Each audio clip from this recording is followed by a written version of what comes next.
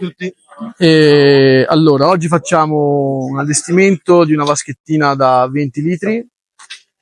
Vediamo un po', cioè, proprio il discorso dell'allestimento in generale, poi vabbè, ma che ci siamo, vi presento alcuni prodotti dell'azienda Greenvet oggi. Allora, la vasca chiaramente sarà fatta, visto anche il litraggio, sarà fatta per un esemplare di betta maschio, anche perché 20 litri non è che ci possiamo mettere una trota dentro. Quindi sì, allora va bene. Nella vasca insomma, faremo una vasca che sia anche bellina da tenere in casa, quindi evitiamo non è una vasca d'allevamento, cose varie, sarà una cosa accettabile, visto che abbiamo anche il super aquascaper Dario, che ci delizierà con la sua arte. Iniziamo preparando il fondo della vasca vabbè, metteremo delle piante a crescita rapida, facile, eccetera. Quindi useremo un fondo inerte. A quel punto è il caso di preparare il terreno, che poi funziona anche per la maturazione, mettendo delle capsule. Questi sono batteri, si chiamano nitrobooster. Il prodotto serve a far maturare la vasca e farla partire in tempi ragionevoli, eccetera. Li mettiamo sul fondo in modo anche da stabilizzarlo da quel punto di vista, anche che in vasche piccole, con filtri piccoli, bene o male anche il fondo stesso farà una gran parte di funzione per quanto riguarda la depurazione dell'acqua, insomma, la gestione degli inquinanti. Che stai mettendo qua? Anche il Radix. Ok. Insieme ai batteri prima è stato messo anche del Radix. Il Radix è un prodotto che serve per le piante, sono dei batteri che fanno associazioni radicali, aiutano le piante a utilizzare sostanza organica che è nel terreno e la smontano, rendono più disponibili. Poi ci mettiamo la sabbia, chiaramente, sabbia inerte. Il fatto che sia chiara non è un dramma, anche perché tanto tra le piante che andranno a crescere, diciamo, vabbè, anche la luce, che non è che sia proprio un faro di questa vasca, sicuramente non ci sono grossi problemi dal punto di vista di sovrailluminazione. Poi la sabbia scura non piace più di tanto, quindi va benissimo chiara. Tanto, al pesce non cambia niente. Nell'oro sulla vita naturale la sabbia non credo neanche ci sia, quindi va bene così, è un discorso estetico di gestione, eccetera. La sabbia fine è comoda in acquario perché diciamo, lo sporco tende un po', tra virgolette, a galleggiarci sopra, non si accumula e con una sifonatura rapida riusciamo a gestirla, eccetera.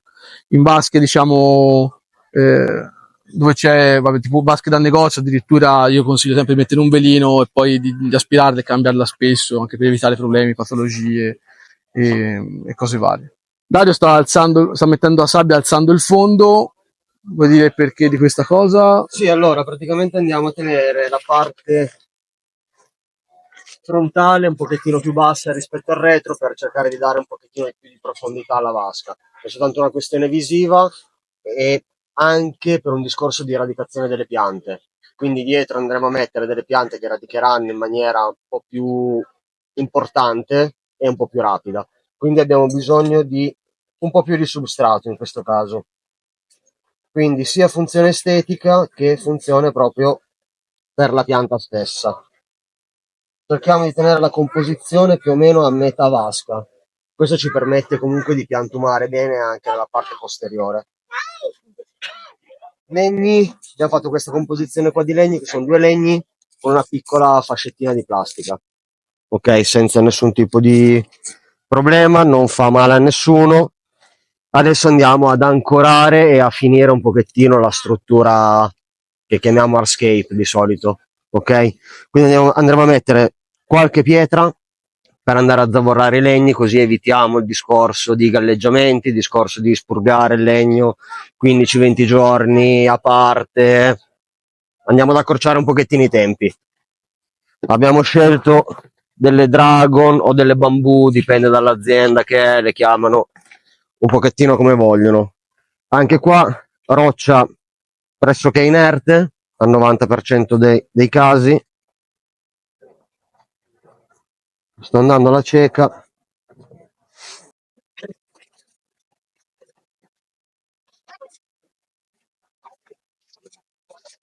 Quello che possiamo dire adesso è che sul discorso queste rocce sono utili anche per far attaccare altre piante, possono essere epifite come anubias e simili, e in generale comunque hanno una funzione fondamentalmente estetica. Ai pesci in generale, che ci sono rocce, legno, piante di plastica, cambia il giusto. Fondo, come dice, sabbia non è fondo verde. No, questo sono fondi inerti.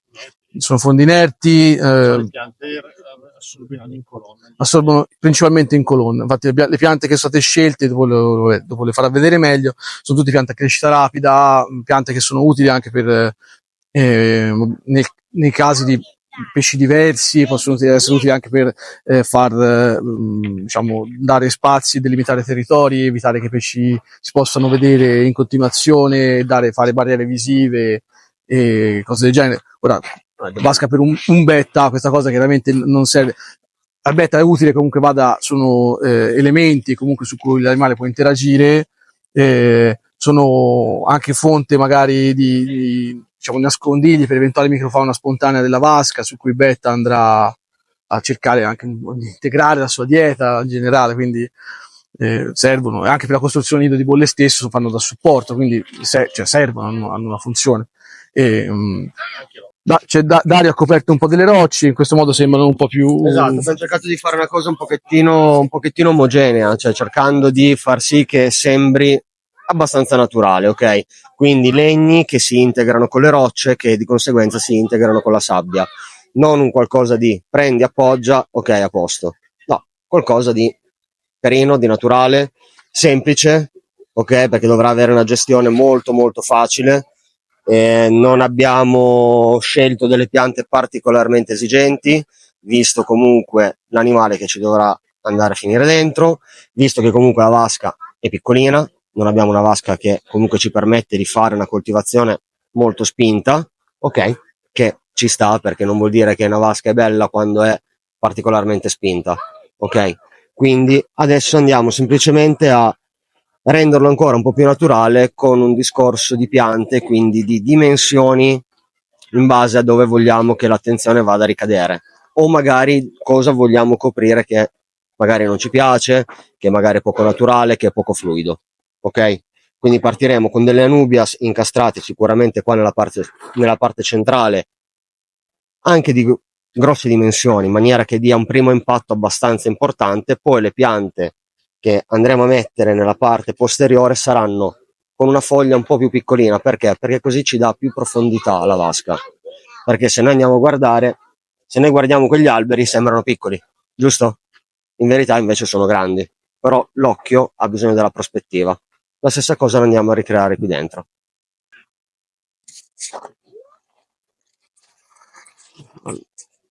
In una vasca del genere si può ovviamente mettere anche qualche altro animale oltre il betta. Ideali come compagni di una vasca del genere sono, vabbè, piccole chiocciole che possono essere delle florbella, cose del genere, o neritine, insomma chioccioline in generale. Il betta non ha problemi di convivenza con loro. Per dimensioni vabbè, c'è anche chi mette qualche pesce da fondo, eccetera. Io su vasche così piccole a me non mi fa impazzire, quelle sono scelte. È anche proprio un discorso di benessere dell'animale stesso. Un pesce che se ci si mette dei corridori, se non ha bisogno un po' di spazio di nuoto, un ancisto qui dentro diventerebbe enorme. Per gli otoscinclus invece spesso vasche così piccole non consentono un'alimentazione giusta all'animale. Sono animali che tendono a brucare su coperture algali, su biofilm che si creano nella vasca a 20 litri di questa roba c'è poco, anche per condizioni stesse dell'acqua. Un betta ha bisogno di acque acide o comunque subacide, un pH dal neutro in giù. Se non c'è bisogno di spingere, far arrivare a pH 4, non c'è il motivo, ma un ambiente acido per il pesce è sicuramente meglio, e in questo ambiente la proliferazione di batteri simili non è al massimo. Quindi ecco, pesci del genere è un po' un problema. Quindi chioccioline va bene, gamberi si possono mettere, consapevoli del fatto che buon appetito. Cibo vivo. Sì, esatto. Però gamberi un po' più di taglio, tipo le iaponiche, eccetera, si possono mettere. Anche le caridine tipo red cherry, simili da adulte, generalmente non vengono attaccate, poi dipende dal carattere dell'animale. Le piccole, buon appetito. Faccio l'animo. È stato bello. Un'altra vasca è per il betto, non è per i gamberi, giusto?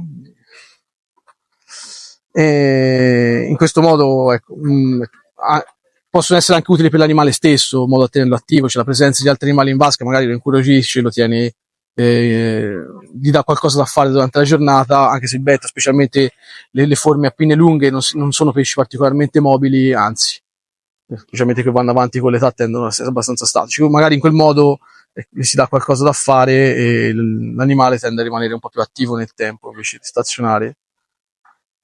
Così. Non è che ci siano altre grosse cose da dire a quel punto di vista. Per il discorso del pH, dell'acidità, ecco, quello sì, magari. Un modo, cioè, una cosa che si consiglia generalmente per questo tipo di animale è utilizzare acqua d'osmosi, di tenere un KH di 2-3 punti, evitare di salire più di tanto, in modo da permettere al pH in modo da riuscire a gestire il pH noi in maniera un po' più agevole.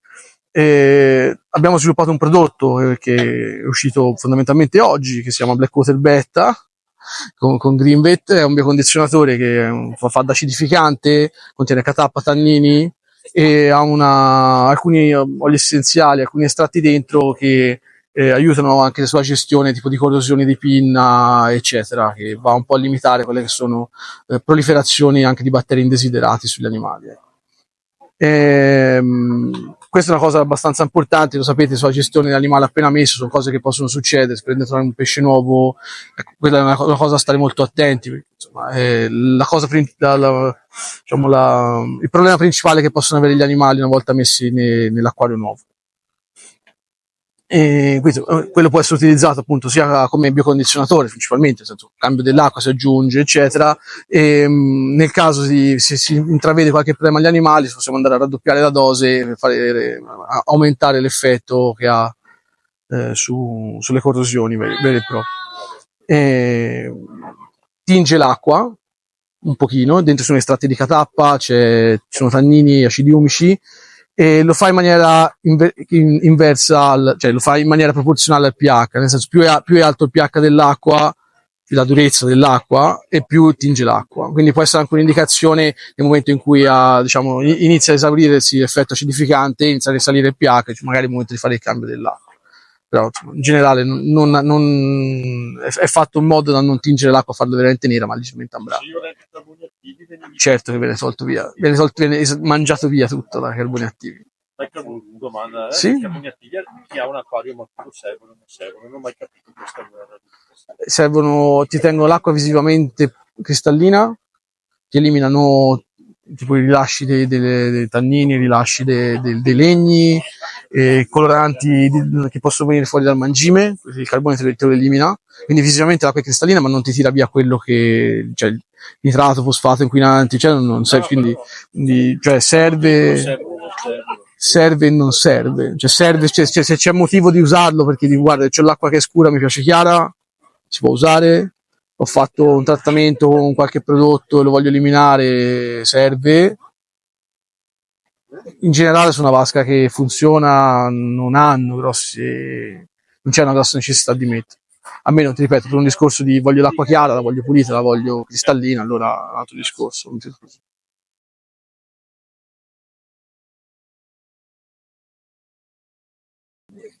Allora, ecco, abbiamo finito di piantumare, diciamo quasi l'80% della vasca.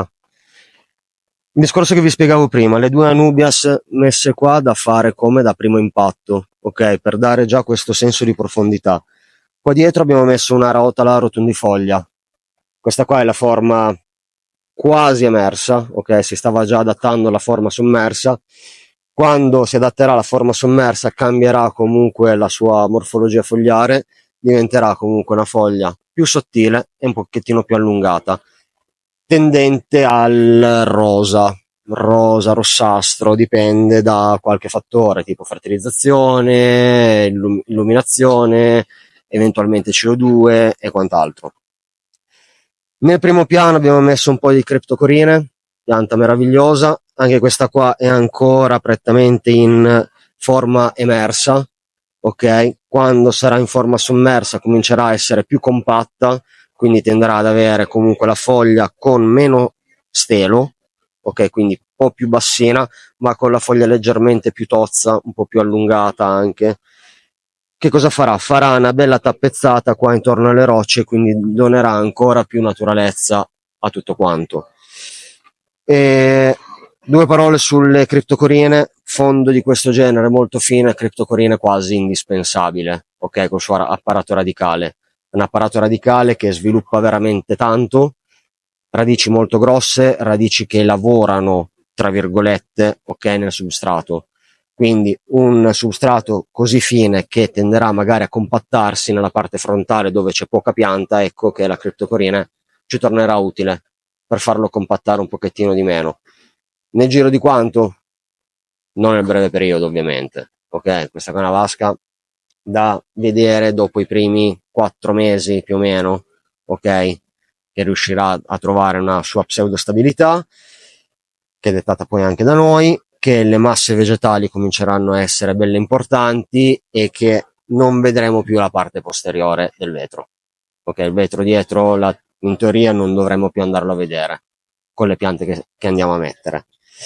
Un'altra pianta che abbiamo messo è il crinum, pianta che sta ritornando un pochettino adesso, è un bulbo, pianta meravigliosa che fa tipo questi laccetti così ondulati, ricorda un pochettino la crispatula, la criptocrispatula, pianta che riesce a raggiungere delle dimensioni notevoli, ragguardevoli. Perché ho deciso di metterla qua dentro? Per evitare le galleggianti. Ok, si fa sempre betta uguale galleggiante. Cambiamolo un attimino. Ok. La mia idea è filtro qui che spara in là, quindi il crinum una volta che andrà a crescere andrà a piegarsi leggermente, ok, e andrà comunque a correre nella parte superiore della vasca. Così riusciamo ad avere un effetto un po' diverso rispetto alla solita galleggiante che poi mi fa le radici, che trattiene lo sporco e quant'altro. Ok, andremo a mettere anche della sessiflora su un lato, che male non fa, ci tiene sempre in piedi la vasca, soprattutto nelle prime settimane dove non è ancora molto stabile, dove è ancora un po' tutto quanto altalenante. Ok? E il crop in partenza magari per crescere le piante. Sì, sì, utilizzare questo prodottino qua, che è il ProPap, soprattutto per la partenza, per andare a stimolare comunque la crescita della pianta. Ok?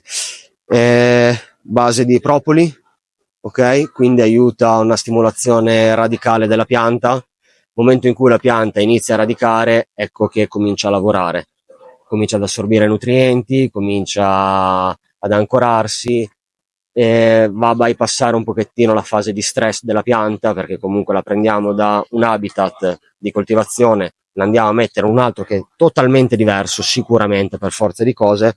Ecco che con una radicazione leggermente più veloce andiamo incontro alle sue esigenze e tutto quanto comincia ad andare un attimino per la via giusta, ok? Ma perché la base propoli, che la propoli contiene fitormoni, quindi stimola la crescita della pianta stessa. Anche se è un po' bloccata, è un po' in transizione, almeno in quel modo parte. Sì? Queste rotelle qua erano legate in questo modo. Non state tanto lì a pensare, oddio, la pianta si fa male, non ha radici, non ha niente, prendete tagliate, sono piante a stelo che generalmente si vanno a riprodurre comunque proprio per talea, quindi prendete tagliate e fate prima. Anche se sono nei vasetti Anche se simili, sono vale nei lo stesso vasetti, sì. discorso. Altra cosa, criptocorine all'inizio ha questa fase 9 volte su 10 di adattamento al nuovo habitat. Quindi che cosa fa? Perde le foglie, ok? Per andarsi ad adattare, perde le foglie e ne rigetterà di nuove. Non vi preoccupate. Cioè, vedete la foglia della criptocorina che sta ingiallendo, che si sta sciogliendo, primo cambio d'acqua, l'aspirate e via andare. Molte volte si può fare una cosa ancora più semplice per bypassare tutto quanto, che è questa. Radici.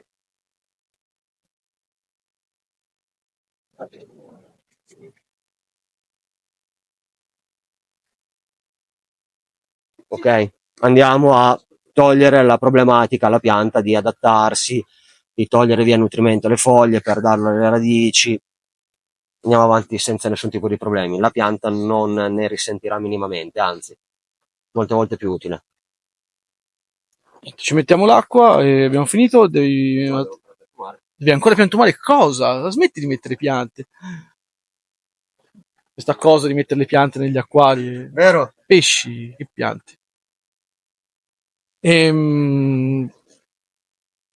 C'è un motivo perché hai scelto queste? Vuoi dire? Sono piante tendenzialmente abbastanza facili, quelle dietro sono veramente molto molto rapide, quindi ci danno una grossa mano, soprattutto nell'avvio, soprattutto lei.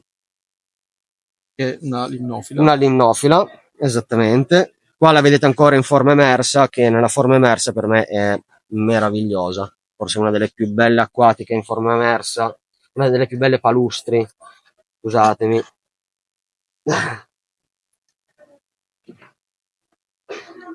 Andiamo a coprire anche il filtro. A livello di manutenzione, una vasca del genere richiederà un cambio leggero settimanale, anche perché c'è un pesce dentro, quindi non è che ci sono grossi inquinanti. Se cambiate un 10% più che sufficiente, non va a alterare l'equilibrio della vasca e vi garantite comunque un ricambio d'acqua che è sufficiente per la gestione senza compromesso. E niente. Riguardo al beta non è che ci sono grosse cose da dire su un allestimento del genere. Cercate di far crescere, tenere le piante alte, cioè che arrivino quantomeno a sfiorare la superficie dell'acqua, non tenere sempre potate basse, perché non è un ambiente, non sarebbe un ambiente congeniale all'animale per come è fatto.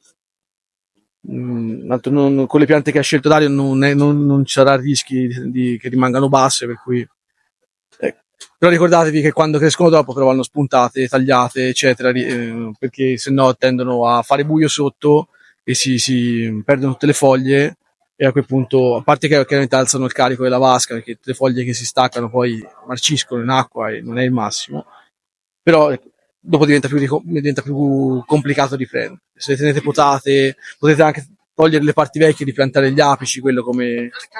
Ancora l'ultima, poi abbiamo fatto. Ancora. Questa che pianta è? È una Ludwigia palustris, in forma emersa, anche lei, pianta che è facilmente coltivabile con la sua colorazione tipica rossa, non ha esigenze assurde. Diciamo che forse è la rossa più facile che possiamo avere, con un bel colore rosso che può virare dal mattone al rosso intenso proprio. Sì, dai, l'idea era proprio questa, cioè comunque fare un muro di piante dietro, di facile gestione, piante rapide, dare comunque un po' di ariosità qua nella parte frontale, ok, così riusciamo ogni tanto a vedere l'animale che magari va giù, va in parata, riusciamo a dargli da mangiare in maniera agevole, però ha tutta quanta la zona qua dietro dove può andarsi a riparare, dove si può andare a nascondere, dove può andarsi ad aggirare tranquillamente. La pianta toglie via del nuoto all'animale? Sni.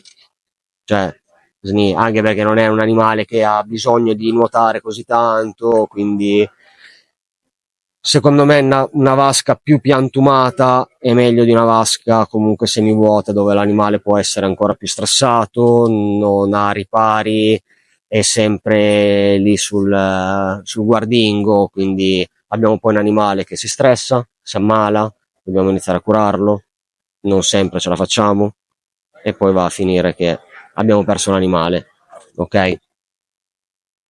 Andiamo a riempire ora. Facciamo aiutare da una brocchetta, perché se butto l'acqua dentro queste piante l'illuminazione giustamente non sarà adeguata può bastare. È adeguata per le piante che sono, perché non abbiamo scelto delle piante che hanno l'obbligo di avere. Sì, abbiamo messo delle rotale e una Ludwigia. La rotala, se non ha la rotondifoglia, se non ha un'illuminazione esagerata, non diventa rossa, ma Però cresce anche se tranquillamente. creiamo degli momenti zone d'ombra benissimo, non so come fare le piante qua. Beh, dipende, allora, dipende cosa intendiamo per zone d'ombra. Cresce, poi si piega da un lato. Sì, il crinum sì. Beh, il crinum possiamo tranquillamente andarlo a potare nel momento in cui vediamo che diventa troppo invasivo. Quello lì non è un problema. Andiamo alla base, la nostra forbice, andiamo a tagliare comunque tutto quanto lo stelo, tutta quanta la fustella e non diamo nessun tipo di problematica alla pianta. Ok, le altre, logicamente, come diceva prima Lori, nel momento in cui diventano troppo invasive nella parte superiore, le andiamo a potare e lì possiamo tranquillamente potare e ripiantare, o in questo caso, visto che non abbiamo dei fondi fertili, quindi non abbiamo nessun tipo di problematica ad andare a eradicare le piante, se vediamo che la parte sottostante della pianta è brutta, non ci piace perché comunque magari non gli arriva abbastanza luce, quindi la pianta predilige portare i nutrienti agli apici, un discorso di sopravvivenza proprio. Cosa facciamo? Andiamo ad estirpare delicatamente la pianta, la andiamo a cimare e andiamo a ripiantare solo le cime, senza problemi. Non facciamolo tutta quanta la vasca insieme, perché sapete che comunque andiamo poi a bloccare la pianta. Se noi andiamo a bloccare tutta quanta la parte retro della vasca, ecco che abbiamo bloccato la vasca. Ok? Indietro. Ora questa roba a casa, se vi volete divertire, cioè, si può fare anche con tipo un colino o mettendo un piatto sul fondo. O della carta assorbente. Sì. La mano d'aria la busta dove vi danno le piante, ok, non la buttate, la mettete sulla sabbia che faccia comunque una U, ok, in questo modo non andiamo a distruggere tutta quanta la composizione che abbiamo fatto. Anche due. Mai fatto. Io personalmente mai sciacquato la sabbia, ok? Anche perché tanto non andremo a mettere degli animali nell'immediato.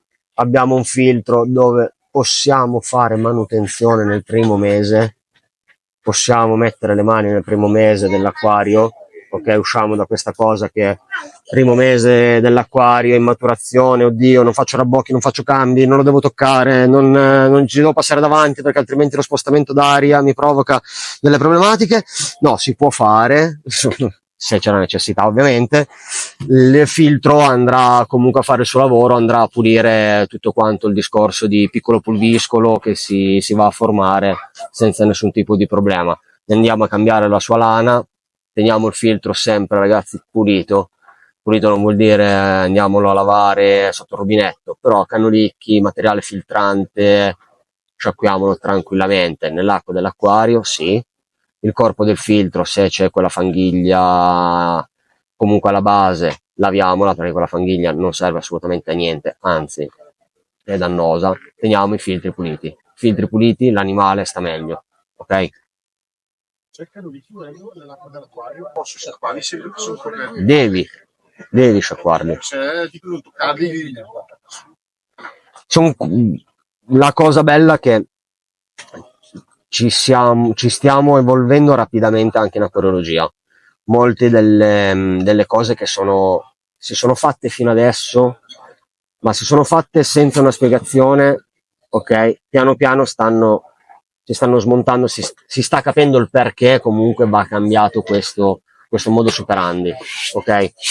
E il filtro è una di quelle. La pulizia del filtro è una cosa buona e giusta, ok?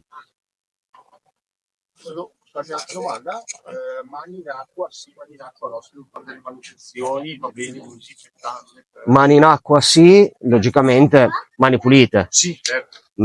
Sapone neutro eventualmente, è logico che se abbiamo lavorato nel motore della macchina tutto il giorno, ecco che lì magari, però adesso, ma non ce n'è bisogno, no, cioè nel senso non stiamo facendo delle cose strane, non stiamo andando ad operare, quindi mano pulita, tranquilla, senza nessun tipo di problema. A meno che tu non faccia manutenzioni a più vasche.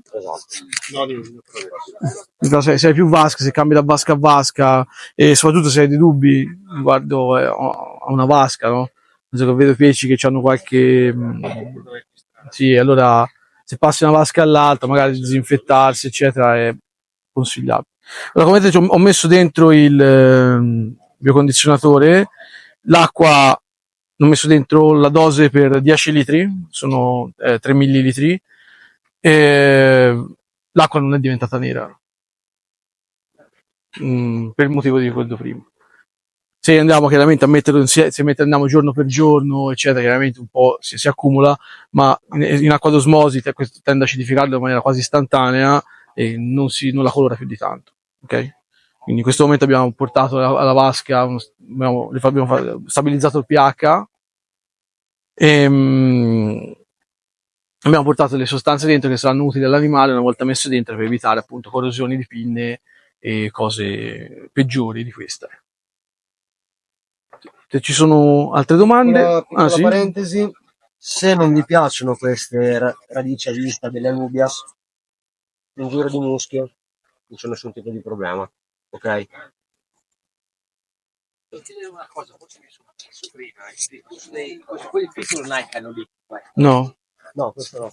No, questo filtro non hanno cannolicchie, per quello che si possono tra virgolette drogare, nel senso che si può tagliare un pezzo di spugna e metterci dentro dei piccoli cannolicchi, però sinceramente non ha senso. Cioè in una vasca del genere è la spugna stessa che si comporterà un po' da filtro biologico, a tenere un po' d'accortezza, chiaramente quando si va a fare manutenzione, a non pulirla sotto l'acqua calda di rubinetto, magari quello magari evitiamolo, però è la vasca stessa, tra le rocce, legni, piante, eccetera, che farà il grosso del lavoro, soprattutto il fondo, per quello che abbiamo messo i batteri direttamente nel fondo, non l'abbiamo messo in colonna, ma se abbiamo un fondo che funziona, un fondo che è attivo, sarà lui stesso in primis a fare tutto il lavoro di gestione degli azotati, quindi così va. E ti volevo chiedere, nel caso ci fossero altri, cioè i cannolicchi, generalmente anche nell'acqua dolce non si dovrebbero mai toccare.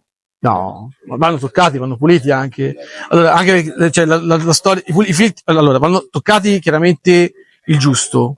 Nel senso, il problema è che tante volte nei filtri, specialmente se avete filtri interni, ma anche negli esterni, i cannolicchi tendono a riempirsi di fanghiglia, che sono detriti, flocculati batteri, cioè batteri morti, eccetera. Cioè, quando si riempie di quella roba, il filtro non è più cioè, i cannolicchi non funzionano più, cioè non ha senso mantenerli in quel modo. Puliti e rimessi. Vanno tenuti in ordine, cioè il cannolicchio funziona quando i batteri sono adesi a un substrato. Quando è un blocco di melma, il filtro è più funzionale, non ha senso. Nell'acquario, una vaschetta, quella che ho cambiato perché Non sono secchi, quando facciamo i nostri cannolicchi li zuppo dentro, sì, e li rimetti, basta, questo è. Poi se avete tante piante in acquario, le piante sono competitori dei cannolicchi, nel senso che la pianta si nutre volentieri di ammonio e simili, come i batteri del filtro. Per cui se ci sono tante piante, il filtro diventa più un sistema di sicurezza e un sistema di gestione del cioè un sistema di filtraggio meccanico che avere un effettivo bisogno sulla gestione che sia un'effettiva necessità sulla gestione degli azotati. Sono le piante stesse a fare il grosso del lavoro. Ok? Se ci avete altre domande, altrimenti noi siamo comunque qua a disposizione oggi, domani, per sempre. Se volete il riscaldatore, va messo il riscaldatore. Oggi non credo ce ne sia bisogno. Anzi, se avete un cubetto di ghiaccio, sarebbe quasi. Io ho riscaldato nel mio acquario, c'è un comparto apposito dove entra acqua. Certo. Posso metterlo anche liberamente. Sì. In quel caso, non è se c'è movimento d'acqua, cioè, è rilevante, tanto se l'acqua si muove si uniforma rapidamente tutta la temperatura. Per il beta? 25, metti standard 25, passa, cioè se non li devi riprodurre, non li devi condizionare, sono in mantenimento, eccetera, a 25. Caldo, 30 gradi. Sta quella temperatura lì. E ma non devo mettere una ventola di raffreddamento. Cioè fino a 30 gradi, che se va a 32, 33, ok, va. 30 gradi, sì. Animale sì. Pesce thailandese. Animale sì. Sì, io mi preoccuperei più per me, cioè se c'è 30 sono le piante. se c'è, le piante un po' meno. E poi mi preoccuperei per me, perché se c'è 30 gradi nell'acqua dell'acquario di casa vuol dire che c'ho 30 gradi in casa e quindi io sto morendo in casa e Sono basta. al lavoro, torno a casa la sera, ho temperatura condizionatore non va durante il giorno. No, certo. Perciò consigli comunque una ventola. Ma non ti ripeto, secondo me non ce n'è, cioè a 30 gradi non ce n'è bisogno. Se devi tenere, se è un discorso di piante, ecco, quello a quel punto sì. Quello a quel punto una ventola è utile. Tieni conto che se c'è la ventola, l'acqua evapora, cioè, funziona perché l'acqua evapora e quindi va integrata con osmosi, sì, quello che vuoi, però l'importante è che è integrata, che non conta come cambio quello. Cioè l'acqua che se ne va non è cambiata, perché gli inquinanti si concentrano e basta dentro. Sì, esatto, saghi, tutto si Certo. Quindi prima di fare il cambio bisogna ripristinare, sarebbe importante mantenere i livelli sempre più o meno stabili. Ottimo. Grazie. Grazie mille. Grazie a voi.